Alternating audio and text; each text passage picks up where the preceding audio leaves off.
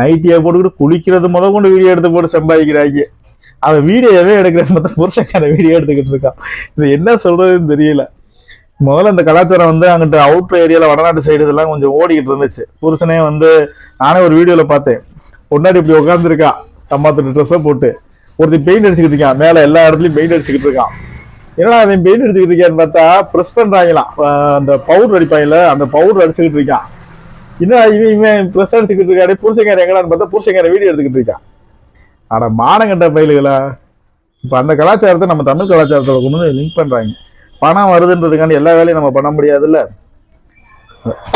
பெண்கள் சுதந்திரம் இருக்கு, நான் இல்லைன்னா சொல்லல. பெண்கள் சுதந்திரம்னா உடனே இந்த பையன் என்ன இப்படி பேசுறான்னு நினைச்சிடாதீங்க. அதாவது நான் உங்க மூக்க தொட வரேன்னா தொட வர வரைக்கும் தான் என்னுடைய சுதந்திரத்தை வந்து உங்களுடைய நீங்க வந்து அளவு பண்ணலாம். உங்க மூக்க தொட்டேன்னா நீங்க கோவப்படணும். அதே மாதிரிதான் எல்லாத்துலயுமே ஒரு லிமிட் ஒன்று இருக்குது. இப்பெல்லாம் பாத்தீங்கன்னா இன்ஸ்டாகிராம்லாம் பாத்தீங்கன்னா யூடியூப்ல கொஞ்சம் கட்டுப்பாடு வச்சிருக்காங்கன்னு நினைக்கிறேன். இந்த இன்ஸ்டாகிராம்லாம் அவுத்து விட்டுட்டான். இன்ஸ்டாகிராம் உங்க வீட்டுல யாராவது யூஸ் பண்றாங்க, பொண்ணா இருந்தாலும் சரி பையனா இருந்தாலும் சரி, கொஞ்சம் கவனமா இருங்க. ரொம்ப மோசம். ஐயோ ஐயோ ஐயோன்னு தலையில அடிச்சுக்கிட்டு சாகுற மாதிரி இருக்குது இன்ஸ்டாகிராம் வீடியோஸ் எல்லாம் பார்த்தா. தயவு செய்து உங்க வீட்டுல பசங்களோ பிள்ளைகளோ வச்சிருந்தாங்கன்னா முதல்ல டெலிட் பண்ண சொல்லுங்க, என்னன்னு பாருங்க. ஏன்னா இன்னைக்கு முக்கால்வாசி பெண்களின் வாழ்க்கை சீரழிகிறதுக்கு இந்த சமூக வலைதளங்கள் வந்து ரொம்ப ஒரு பொறுப்பான இதுல இருக்கு. இப்ப ஒரு கருத்து கணிப்புல சொல்லியிருக்காங்க. என்ன சொல்லியிருக்காங்கன்னா 100% பேரு மொபைல் யூஸ் பண்றதுல, அதாவது ஆண்ட்ராய்டு யூஸ் பண்றதுல, ஆண்ட்ராய்டு ஐபோன் யூஸ் பண்றதுல கிட்டத்தட்ட 74% வந்து சமூக வலைதளத்தை பயன்படுத்துறதுக்காக மட்டுமே மாணவர்கள் பயன்படுத்துறாங்கன்னா போனை. மிச்சம் இருக்க 20 பேர் 25% தான் வந்து போனை வந்து படிக்கிறதுக்கு பயன்படுத்துறதா ஒரு கருத்து கணிப்பு இருக்கு. ஆனா இன்னும் எதிர்காலத்துல பாத்தீங்கன்னா அதுவும் குறைஞ்சு 100% சமூக வலைதளத்துக்காண்டியே போனை யூஸ் பண்ண ஆரம்பிச்சிருவாங்க. இதுல வந்து அரசாங்கம் பண்ண ஒரு சின்ன தவறு என்னன்னு கேட்டீங்கன்னா, லாக்டவுன் டைம்ல குழந்தைங்களுக்கு போன் வாங்கி கொடுக்க சொன்னது இன்னைக்கு ரொம்ப மோசமான சூழ்நிலை போய்கிட்டு இருக்கு. ஒரு குழந்தைய ஆட விட்டு வீடியோ போடுறது தவறு கிடையாது. ஒரு பெண்ணுடைய திறமையை காமிக்கிறதுக்காண்டி வீடியோ போடுறது தவறு கிடையாது. ஆனா அந்த பெண்ணையும் அந்த குழந்தையையும் தவறான விஷயத்துல இறக்கி விட்டு பணம் சம்பாதிக்கணும்னு நினைக்கிறது தவறு.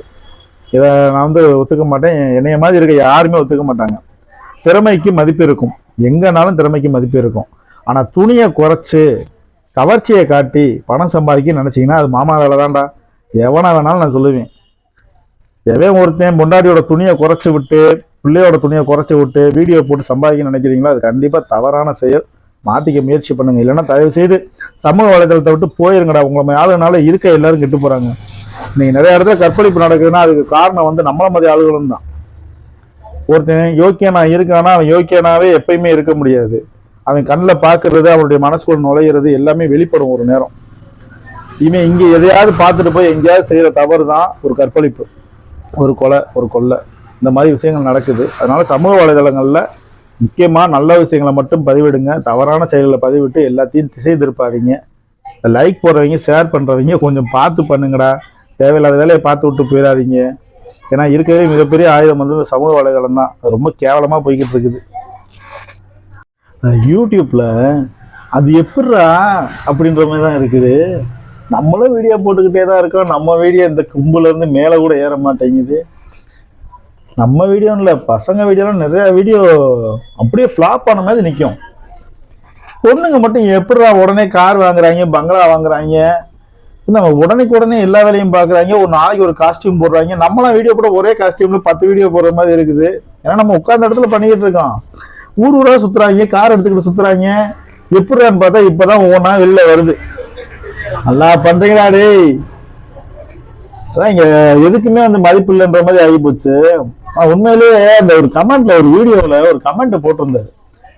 இந்த லேடிஸ் போடுற வீடியோல கவர்ச்சியான வீடியோஸ்க்கு லைக் போடுற, ஷேர் பண்ற அந்த விளக்கணைகளை விளக்க மாத்தாலே அடிச்சாலே சரியா போயிடும் அப்படின்னு போட்டிருந்தாரு. உண்மைதான் அது. அதாவது ஒரு வீடியோ ஒருத்தர் போடுறாங்கன்னா அந்த வீடியோ நல்லா இருக்கோ நல்லா இல்லையோ அதை எப்படி இருக்குன்றத நீங்க கமெண்ட் பண்றதுல அது உங்களுடைய கடமை. அது இல்ல தள்ளி விட்டுட்டு போங்க, ஓகே. ஒண்ணுமே இல்லாத ஒரு விளக்கணைக்கு சம்பந்தம் இல்லாத ஒரு வீடியோவை ஃப்ளோ பண்ணி கண்டிப்பா அப்படியே பெரிய லெவலுக்கு போற அளவுக்கு பண்ணி விட்டுட்டு கடைசியில பார்த்தா அது ஒண்ணுமே இல்லை. இப்ப இந்த அதுக்கு ஒரு சிறந்த எடுத்துக்காட்டு இந்த மகா கும்பாபிஷேகம். நம்ம ஊர்ல இல்லாத பொண்ணுங்களா, நம்ம ஊர்ல இல்லாத அழகா வில்லுப்பாட்டு பாடுற பொண்ணெல்லாம் பார்த்தோம்னா அவ்வளோ கியூட். இவங்க என்னடானா ஸ்டேஜ் டான்ஸ் ஆடுறத தூக்கி வச்சுட்டு கொண்டாடிட்டு இருக்காங்க. இங்க அழகுன்றது எப்படி திறந்து கட்டினா அழகுன்றதை நினைச்சுக்கிட்டு இருக்காங்க. முக அழகும் மன அழகும் நிறைய இருக்குது, அதை நம்ம மக்கள் புரிஞ்சுக்கிறதே கிடையாது. கண் அழகா இருக்குது, கை அழகா இருக்குது, கால் அழகா இருக்குதுன்னு பாட்டு எழுதின காலம் போய் இப்ப சின்ன ட்ரெஸ் போட்டு கோவில் திருவிழா அந்த டான்ஸ் ஆடுறத வந்து தூக்கி வச்சுட்டு ஆடுறாங்க நம்ம மக்கள். ரொம்ப கேவலம். இப்ப யூடியூப்ல பார்த்தா எப்படிரா அப்படின்னு கேட்குற விஷயம் இப்ப இப்படித்தான் அப்படின்ற மாதிரி சிம்பிளா முடிச்சிட்டாங்க போலீஸ்காரங்க. நீ ஒவ்வொரு ஆளா தூக்குவாங்க பாருங்க. ஏற்கனவே ஃபர்ஸ்ட் 2 பேரை தூக்குனாங்க, அதுக்கப்புறமா இது திருப்பியும் அதே வேலையை பார்த்துக்கிட்டே இருந்துச்சு. என்ன வேலை? டபுளுமே அந்த வேலையை பார்த்து சம்பாதிக்கிறதுக்கு அது ஒன்றும் சொல்ல முடியாது. அதுதான் அதுகளுக்கு தெரிஞ்ச வேலை போல. நம்ம கூட என்னடா திடீர்னு கார் வாங்குறாங்க, வீடு வாங்குறாங்க, நம்ம போடுற வீடியோலாம் இங்கேயே சுத்திக்கிட்டு இருக்கே, நம்ம சர்க்கிள்ல ஒரு 20 பேர் தானே பாக்குறாங்க, வீடியோ ஸ்ப்ரெட் ஆகவே மாட்டேங்குது. ஏன் எப்படின்னு பார்த்தா சரி நம்ம வீடியோ அப்படின்னு பார்த்தா இது வரைக்கும் ஆன்லைன்ல வீடியோ போட்ட எந்த பையனுமே கார் வாங்கினதா பைக் வாங்கினதா சரித்திரமே இல்லை. யாராவது ஒருத்தர் 2 பேர் வாங்கியிருக்கலாம். ஆனா லேடிஸ் மட்டும் ஒரு பக்கம் எந்த ஒரு இதுவும் இல்லை, சிங்கிள் பேரண்ட்னு சொல்லி ஒரு ஆள் கார் வாங்குது, வீடு வாங்குது, 2 வீலர் வாங்குது. ஒரு ஆள் பார்த்தா ஃபேமிலியோட சேர்ந்துக்கிட்டு வீடியோ போட்டுக்கிட்டு மகளையும் ஆட விட்டுக்கிட்டு வீடியோ போட்டுக்கிட்டு வாங்குறாங்க. என்னத்த சொல்றதுன்னு தெரியல. இப்பெல்லாம் எல்லா டபுள்எம்ஏ வேலையை ஓப்பனா குடும்பமே பண்ற மாதிரி பண்ணிக்கிட்டு இருக்காங்க. ஒரு காலத்துலலாம் நம்மளுடைய மனைவியையோ குழந்தைகளையோ அடுத்தால் பார்த்துருவாங்களோ அப்படின்ற ஒரு ஒரு அது பயம்னு சொல்ல முடியாது, ஒரு சமூகத்துல வந்து ஒரு மரியாதை அந்தஸ்துக்காண்டி யாராவது வந்தாங்கன்னா நீ உள்ள போய் உட்காருமான்னு சொல்லுவாங்க.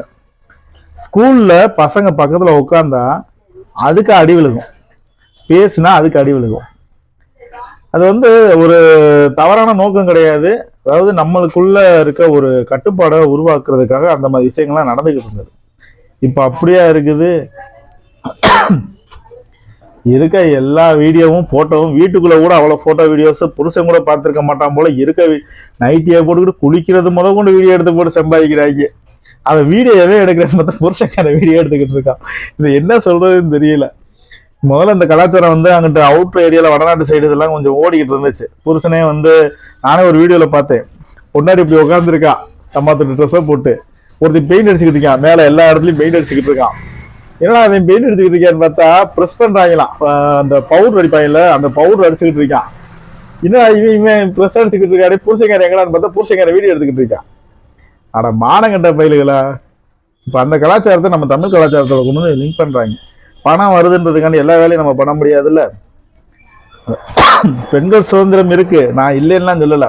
பெண்கள் சுதந்திரம்னா உடனே இந்த பையன் எப்படி பேசுறான்னு நினைச்சிடாதீங்க. அதாவது நான் உங்க மூக்க தொட வரேன்னா தொட வர வரைக்கும் தான் என்னுடைய சுதந்திரத்தை வந்து உங்களுடைய நீங்க வந்து அலோவ் பண்ணலாம். உங்க மூக்க தொட்டேன்னா நீங்க கோவப்படணும். அதே மாதிரிதான் எல்லாத்துலயுமே ஒரு லிமிட் ஒன்று இருக்குது. இப்பெல்லாம் பாத்தீங்கன்னா இன்ஸ்டாகிராம்லாம் பாத்தீங்கன்னா யூடியூப்லயாவது கொஞ்சம் கட்டுப்பாடு வச்சிருக்காங்கன்னு நினைக்கிறேன். இந்த இன்ஸ்டாகிராம்லாம் அவுத்து விட்டுட்டான். இன்ஸ்டாகிராம் உங்க வீட்டுல யாராவது யூஸ் பண்றாங்க, பொண்ணா இருந்தாலும் சரி பையனா இருந்தாலும் சரி கொஞ்சம் கவனமா இருங்க. ரொம்ப மோசம்.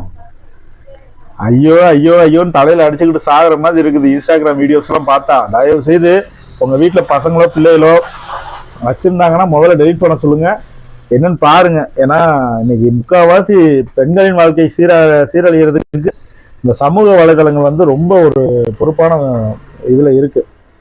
இப்ப ஒரு கருத்து கணிப்புல சொல்லியிருக்காங்க. என்ன சொல்லியிருக்காங்கன்னா 100% பேரு மொபைல் யூஸ் பண்றதுல, அதாவது ஆண்ட்ராய்டு யூஸ் பண்றதுல, ஆண்ட்ராய்டு ஐபோன் யூஸ் பண்றதுல கிட்டத்தட்ட 74% வந்து சமூக வலைதளத்தை பயன்படுத்துறதுக்காக மட்டுமே மாணவர்கள் பயன்படுத்துறாங்களாம் போனை. மிச்சம் இருக்க 20 பேர் 25% தான் வந்து போனை வந்து படிக்கிறதுக்கு பயன்படுத்துறதா ஒரு கருத்து கணிப்பு இருக்கு. ஆனா இன்னும் எதிர்காலத்துல பாத்தீங்கன்னா அதுவும் குறைஞ்சு 100% சமூக வலைதளத்துக்காண்டியே போனை யூஸ் பண்ண ஆரம்பிச்சிருவாங்க. இதுல வந்து அரசாங்கம் பண்ண ஒரு சின்ன தவறு என்னன்னு கேட்டீங்கன்னா, லாக்டவுன் டைம்ல குழந்தைங்களுக்கு போன் வாங்கி கொடுக்க சொன்னது இன்னைக்கு ரொம்ப மோசமான சூழ்நிலையில போய்கிட்டு இருக்கு. ஒரு குழந்தைய ஆட விட்டு வீடியோ போடுறது தவறு கிடையாது, ஒரு பெண்ணுடைய திறமையை காமிக்கிறதுக்காண்டி வீடியோ போடுறது தவறு கிடையாது. ஆனா அந்த பெண்ணையும் அந்த குழந்தையையும் தவறான விஷயத்துல இறக்கி விட்டு பணம் சம்பாதிக்கணும்னு நினைக்கிறது தவறு. இதை நான் வந்து ஒத்துக்க மாட்டேன். என்னைய மாதிரி இருக்க யாருமே ஒத்துக்க மாட்டாங்க. திறமைக்கு மதிப்பு இருக்கும், எங்கனாலும் திறமைக்கு மதிப்பு இருக்கும். ஆனா துணியை குறைச்சு கவர்ச்சியை காட்டி பணம் சம்பாதிக்க நினைச்சீங்கன்னா அது மாமா வேலை தான்டா. எவனா வேணாலும் நான் சொல்லுவேன். எவன் ஒருத்தன் பொண்டாட்டியோட துணியை குறைச்சி விட்டு பிள்ளையோட துணியை குறைச்சி விட்டு வீடியோ போட்டு சம்பாதிக்க நினைக்கிறீங்களோ அது கண்டிப்பா தவறான செயல். மாற்றிக்க முயற்சி பண்ணுங்க. இல்லைன்னா தயவு செய்து சமூக வலைதளத்தை விட்டு போயிருங்கடா. உங்களை ஆளுனால இருக்க எல்லாரும் கெட்டு போகிறாங்க. நீங்கள் நிறைய இடத்துல கற்பழிப்பு நடக்குதுன்னா அதுக்கு காரணம் வந்து நம்மள மாதிரி ஆளுகளும் தான். ஒருத்தன் யோக்கியனா இருக்கானா அவன் யோக்கியனாவே எப்பயுமே இருக்க முடியாது. அவன் கண்ணில் பார்க்கறது, அவனுடைய மனசுக்குள்ள நுழையிறது எல்லாமே வெளிப்படும் ஒரு நேரம். இவன் இங்கே எதையாவது பார்த்துட்டு போய் எங்கேயாவது செய்கிற தவறு தான் ஒரு கற்பழிப்பு, ஒரு கொலை, ஒரு கொள்ளை, இந்த மாதிரி விஷயங்கள் நடக்குது. அதனால சமூக வலைதளங்களில் முக்கியமாக நல்ல விஷயங்களை மட்டும் பதிவிடுங்க. தவறான செயல்களை பதிவிட்டு எல்லாத்தையும் திசை திருப்பாதீங்க. லைக் போடுறவங்க, ஷேர் பண்ணுறவங்க கொஞ்சம் பார்த்து பண்ணுங்கடா. தேவையில்லாத வேலையை பார்த்து விட்டு போயிடாதீங்க. ஏன்னா இருக்கிறதே மிகப்பெரிய ஆயுதம் வந்து இந்த சமூக வலைதளம் தான். அது ரொம்ப கேவலமாக போய்கிட்டு இருக்குது.